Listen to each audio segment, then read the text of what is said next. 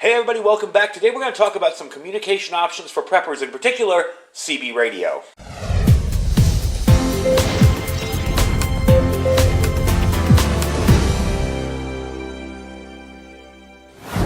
Alright everybody, welcome back. So I have some options here in front of you. These aren't the radios that I installed yesterday. They're just some different options. And they can be picked up cheaply, so that is a benefit.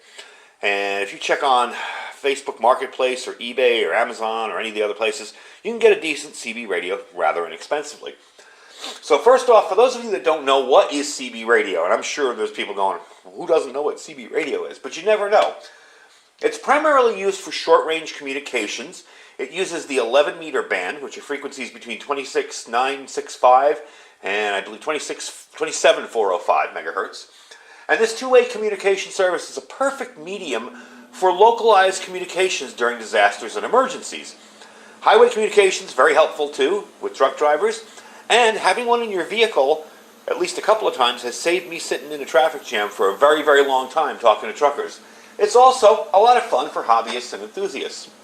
Some of you may remember during the 1970s, it was popular because of Smokey and the Bandit, and you know, that song by, was it C.W. McCall, Convoy? So you remember CB radio back then. It was pretty popular. And it's kind of faded over the years, largely to the development of mobile phones, the internet, those little family radios, the FRS radios, the little tiny ones in the blister packs. But it still remains pretty popular with hobbyists, survivalists, truckers, and some car drivers as well when you're going on long-range road trips. So let's think about why CB radio might be good for emergency communications. Well, one reason is they're still popular. You can still buy them pretty much anywhere. They're extremely reliable during emergencies, and unlike traditional phone lines or cell towers that can fail during emergency or disaster, a CB radio works where others fail, where others can't. They run off 12 volts, so you can put this on a car battery if you have to. You can stick an antenna out of your house. There are some handheld options. I believe I picked this one up in 1998 in a Radio Shack in California, believe it or not. And it still works, and it runs on AAA batteries. So definitely worth the money. And, you know, if you don't want to hassle with going through getting a license for ham radio or all that, it's an option. Now, all that said, ham radio is still my first line of emergency communications. A CB radio is just another important part of a good communications survival plan. One advantage of these is you don't, like I said, you don't need a license, and they're easy to install. A couple of basic, tenets with radios, and you get the idea. It's up, it's running. Now, what I've done today is I've installed a Uniden 980, okay? It is a radio that's capable of AM and sideband, and I'll get into that in a bit, and an antenna outside of my house. Now, some of you may live in deed-restricted or HOA properties where you can't put an antenna outside, but it's still a viable option for your vehicle. So what I'm going to do is I'm going to take you over to the radio I installed, show you that, then I'm going to show you the antenna, and I'm going to explain the whole sideband versus AM deal. Alright everybody, welcome back. So I'm going to show you what I installed yesterday, and this took a lot of time, mainly because I haven't done a radio install for quite a while. This is the Uniden Bearcat 980 SSB. It gives you, I have it right now on the upper sideband, lower sideband, on channel 38. That's a very popular long-range communications channel. And lower sideband or upper sideband will give you a little bit more power. The standard power for a CB radio is, of course, anywhere from 4 to 5 watts. Generally, you're going to get about 3.5 to 4 on most commercial radios. And they're fairly simple to operate. You don't have to learn about band permissions or anything like that. You just scroll through the channels, find what you want to talk to. And let's move it over to 40. There's somebody talking on channel 40 there. It sounds like local CB traffic. It's probably, I think, our gravel pit. So it works fairly well. I'm going to turn the volume back down so we can talk over it. You see I have a power supply up here. What I have set up with this is fairly simple. I have another cable that I can plug into the back, and it will run down here. Let me scroll down to that. To my emergency power box. That right there. So if the power goes out, it's fairly simple to connect and no problems dealing with it. It's real easy. Let me show you some of the features of this radio, if I can get the camera to stay steady. You have your choice of colors. So when you push on here, you can choose day or night colors. If you want to choose different colors. Kind of cool. Over here, you have your AM upper and lower sideband, and I'll explain that in a minute. You have a very nice noise blanker and an A&L. This will really work well if you're in a very electrically noisy environment, which I am in here, of course, with my solar stuff and everything and the lights. But as you can tell, it's not too bad. But let me kick in the noise blanker on it. See how that takes a lot of the background static out of there? And you can still hear everything that's going on. You have a memory scan, so you can put channels into memory and hit that. Like, let's say you like to listen to channel 9, channel 19, and channel 40. I can hit memory and put them into memory, then go and it will scan them, all 3 channels. You have your SWR calibrator. Now that's standing wave ratio. That is the amount of power that's coming back into your radio from an inefficient antenna or coax. So you want to tune your antenna. We'll show you the antenna outside. You want to tune your antenna. Generally, most CB radio antennas come pre-tuned. You know, you're not dealing with like ham radio where you're cutting wires and trying to get it to an exact frequency. They come pre-tuned. The one I chose to use has an adjustment ring on the bottom. It's kind of similar to the Antron 99 for those of you who are familiar with CB. So you'll calibrate your CB. Let me put it on channel 1 here. I'll show you. You'll hit that to calibrate. You key the mic. Oops, there you go. So it's calibrated. Then I go over to the SWR, and I'm at a 1.0. That's a pretty good SWR. You really want it under 2, preferably under 1.5 if you can get it, but 1.6 or 7 is still acceptable. So it's a fairly simple system, works very, very well, and I believe they're around $139, $129. So for that price, you're getting a very good, basic, simple CB radio. This one also has the weather on it, so let's turn that up. Hit the weather button. So I can listen to the weather if I need to. Very, very simple to do. And it's a good, basic, simple CB radio. There's not a lot of features to it. Even though this is one of the more higher-end radios, I'm so used to radios being with ham radio that are covered in complicated stuff where you hit function this, set that, digital, the DMR stuff. So for those of you into ham radio, don't discount CB as an option, even if you just keep one in your shack and listen to it in case of emergency. Anyway, let me take you outside and show you the antenna. What you're looking at up there is an 18-foot antenna. This is the Tram 1498. Excuse my shakiness there.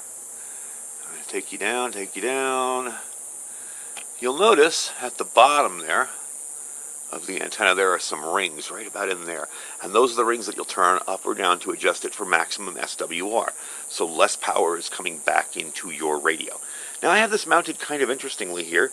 I have it mounted into one of my fence gates there, and if it looks a little crooked, it is because the gate is crooked. So I have to move those straight and straighten it out, and I'll do that later. I just wanted to make sure I got it up and it was working. Probably this week sometime I'll come out here and straighten it out a little bit and make it even. But I also have a bolt through it in the front, so that antenna isn't going anywhere. It's locked into place, and all that really remains for this chore to be done is to straighten out those gates, and that will take all of 5 minutes once I get to it. So I'll be doing that later in the week. But anyway, that is the antenna. I have 50 feet of RG8 coax running to it. Nothing super fancy. Real simple system. And that is one tall antenna. Way taller than the 2-meter 440 I had out here. Alright, so that's pretty much it. Now this is a little bit of a more higher end system if you're just starting out. CB radio is what got me into ham radio. I had a President Washington CB base and an Antron 99, and that was my first venue into, when I moved out of New York City and I had an area to put up an antenna, it was like, oh, I always wanted to do this, so I bought a CB radio, bought the antenna, put it up, and I really enjoyed it, but it was very limiting, and I found that out very soon, that I wanted to talk longer distances, I wanted to do more things with CB, and it was limiting to what I could do. So with a CB radio and a ham radio, you get the best of both worlds, kind of. You're able to talk around locally, and with a good antenna like the one I showed out there, you can get maybe 10 or 15 miles on a good day. The reason I installed this is because our little mutual aid group has decided upon CB radios for communications. And, some of them will eventually get their ham licenses. I'm helping them set this up. I'm helping them set these up now. This was the radio I suggested for everybody to get. So I'm kind of helping them put up antennas and do stuff with their radios and just giving them general advice as well. And we're going to try this out and see how well it works. Now, what you're listening to here, these guys talking here, are a good, I want to say 10 to 15 miles from my house. And I was able to talk to them. They were able to talk to me. I think it's a trucking company that uses this for dispatching. They use channel 40 to just talk back and forth as they're taking out their gravel and stuff from the gravel pit. So it's a decent little system. You definitely get some ground behind you with that antenna. The better your antenna will be for a base installation, the better you will receive and you will be able to talk. In a vehicle, okay, you get yourself a decent vehicle antenna and a good radio. Doesn't have to be this one. Anyone will do. You'll be able to talk fairly long distances. So quickly I'm going to explain sideband as opposed to AM, and then we'll finish up the video. All right, so we're going to give you a very rudimentary, basic explanation of sideband and why I choose to get a radio with sideband in it, a CB radio. Your AM signal consists of two redundant sideband signals that contain the operator's voice, along with a so-called carrier signal between them. In other words, your AM signal that you hear on CB most of the time is one sideband, the carrier, and the other sideband. That's a very wide signal coming out of your radio. And that is where you'll get a power output of, about 5 watts. So your voice is here and here, as well as the carrier in the middle. A sideband signal, let's draw that again, okay, is just either your upper or lower sideband. So let's say we're using lower sideband. So none of that, no carrier, just your voice here. That is a much smaller bandwidth signal. So you get a little more range out of it. That's why you'll see on sideband radios, they'll say AM 5 watts or 4 watts, sideband 9 to 12 watts. Depending on your microphone gain and how loudly you're speaking into the mic, you can get a little more distance and a little more power out of it. Up on the higher channels on CB, the channel 26 through 28, you hear a lot of operators that actually are operating pretty darn seriously for CB radio. There's not a lot of the jokesters and the people doing loud noise and effects. They're trying to make long-distance contacts, and they'll have their little made-up call sign, whatever it may be, some numbers or whatever, instead of a handle like, this is Big Joe, nothing like that. They may say, this is operator 242 in, Pahrump, Nevada, looking for contacts. So you get a much more efficient, smaller signal using one of the sidebands, either upper or lower. In this case, we're using the lower sideband signal. That's the explanation of sideband. So let's talk about price. I'm going to move the camera up a little bit. There we go. Now, this radio here, this Cobra 29, you can find these used for anywhere about 50, 60 bucks, maybe 100 bucks if it's been peaked a little bit and tweaked with. These little Radio Shack handhelds, any kind of these handhelds like this, as long as they're 40-channel handhelds. And what I used to do in my vehicle with this was I connected this to an outside antenna using a BNC to PL259 connector, and that's just a way to connect the antenna to it. So I connected it to an outside antenna, opened it up like that, took off the old antenna. I put a speaker mic, I forget where it is, a speaker mic here. I clipped this to whatever would clip on the dash, and I ran a 12-volt power from the cigarette lighter adapter, and I used this as a regular CB radio. Now, doing it that way, you will get the same range as something like this. It's the same power output. With the batteries, you'll get about 2 to 3 watts. With a good 12-volt 13.8 signal, you'll get much more distance. And these can be had very inexpensively as well. So you can get started very cheaply. I mean, Uniden makes a base model that's like $35. I think Walmart had them for $29 last year. You get a decent antenna for maybe another 25, 30 bucks. And you're into CB radio in your vehicle for under, 100 bucks. And you have a form of communication. And that's if you don't want to get into ham radio. But I am warning you that once you start playing around with CB and talking to people, you're going to want to do more with it, and you'll end up getting into ham radio. That's what got me to begin with. However, there's some people that do CB only, and they love it, and they modify their radios, and they have a blast with it. So more power to them. I'm all for as many different forms of communication as possible, and this is why we're covering CB radios today. Now, if you want to do a base unit, like I have set up over there, you can buy something like this. This doesn't have sideband in it. This is an AM-only radio. Used, you can pick these up very inexpensively. You can even pick up a used sideband radio that has the upper and lower sideband to transmit on. Maybe 100 bucks, 90 bucks, depending. These you can find for 40, 50 bucks at yard sale, sometimes 20 bucks, depends. And get yourself a decent antenna, and you're out there on the air. Now the price, okay, for what I have here, I can give you that. And I'm going to put these in my store, the radio and the antenna in my store to tell you about. The unit in Bearcat that I was showing you, the 980 40 channel radio, that's $129.95. So for 130 bucks, you got yourself an antenna. I mean, you got yourself a radio.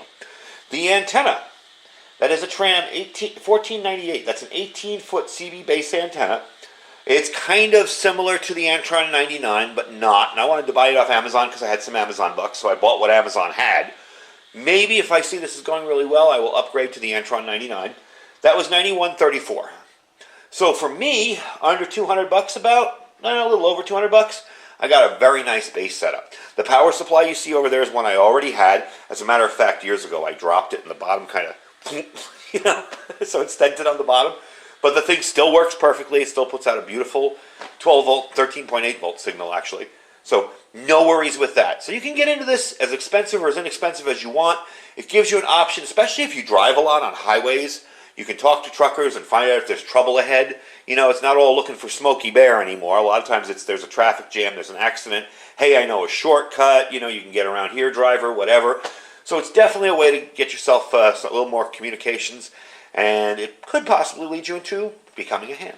Anyway, folks, I thank you for watching. I will put the link down below for both the radio over there and the antenna I showed you.